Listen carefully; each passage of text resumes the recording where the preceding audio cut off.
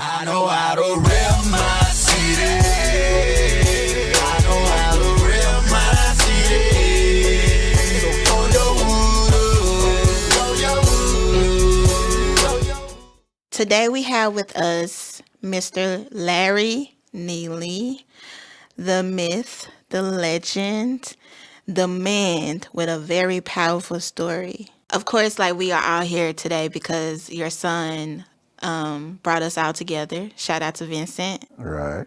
And he believes that your story is so powerful and it needs to be heard. And I'm definitely interested because while I was reading through these questions, I was like, oh, yeah, we got a lot to talk about.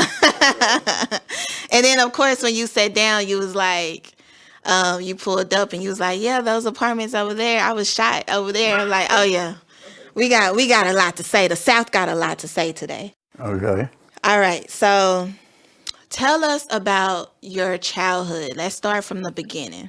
Well, I was the fifth child out of eight. Four boys and four girls. My mother had me by herself. I was born on Halloween. So, due to the fact that in those days they used midwives, and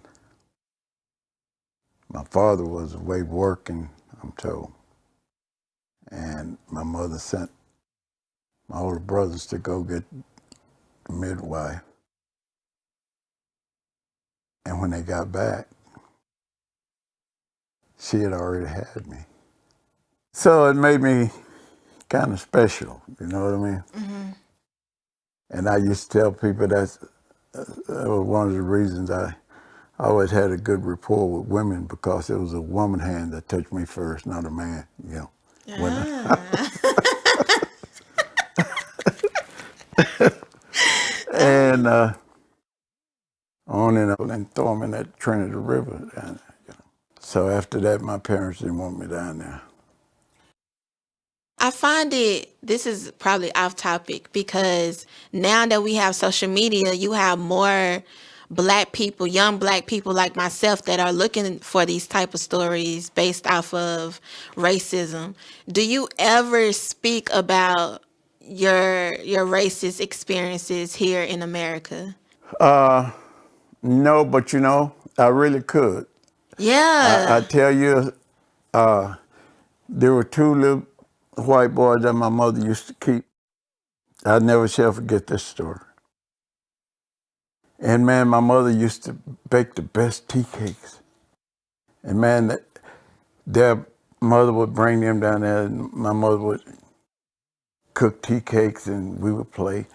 So one day she brought them there, and she had bought them some little red tractors. I didn't have many toys because there were so many of us. So those guys were named Tom and Freddie, never shall forget. So I was running along as they was riding their red tractors, and I said, Tommy, can I ride?